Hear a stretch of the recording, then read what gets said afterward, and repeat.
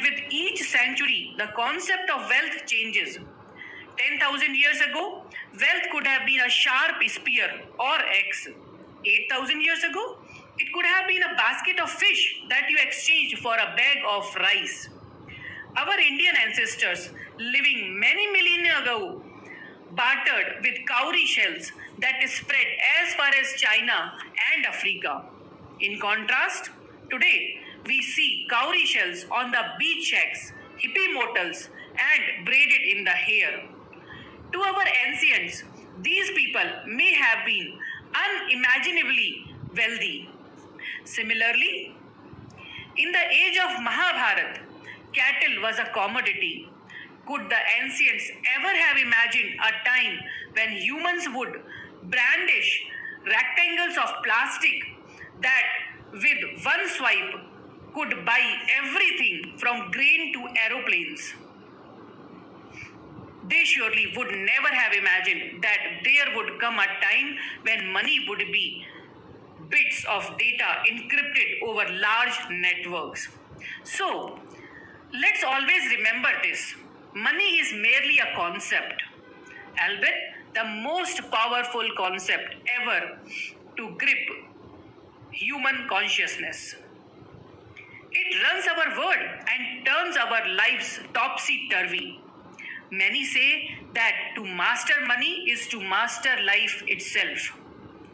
There is an Urdu couplet that says, "पैसा खुदा तो नहीं पर खुदा की कसम खुदा से कम भी नहीं." Money isn't God, but by God, it's no less than God either.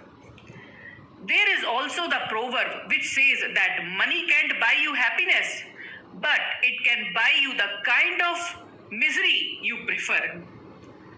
Frankly, I like to think of the mechanism of money as the lifelong game that adults like to play. It's a game in which earning more and more can become an obsession. But one need to remember that when one dies, everything that one has earned is left behind.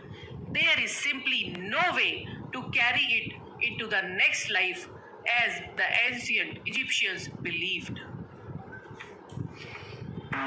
So, thank you everyone for listening to this episode of Wealth. See you soon in the next episode. Till then, bye bye. Sayonara. And without needing assistance from my kids. How am I preparing to do that? But by planning for it. We will soon get into the details of how to set and plan one's financial goals. But let's not get ahead of ourselves. Now that we have gone through the various reasons and requirements for wealth, ask yourself this one question: am I wealthy?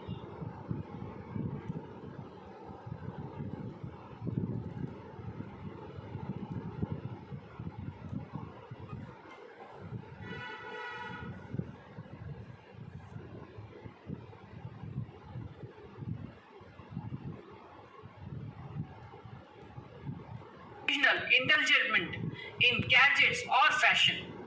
But you have to ask if your real happiness is tied to these material concepts. I can say with confidence that it is not. Millionaires, wealth advisors, finance writers, and gurus will fill your head with their expert opinions on what being wealthy means. I am no wizard. I am just a regular guy who happen to have certain ideas about wealth and how to create and grow it. In my life, I have gone through many ups and downs. My family business went from boom to bust, and I pulled it back on its feet. I feel I have something worthwhile to share about how I managed to turn things around. Think about what being wealthy means to you. The you part is fundamental because no two persons will offer the same definition of wealth. Only once you know what being wealthy means to you will you really be in a position to work towards it.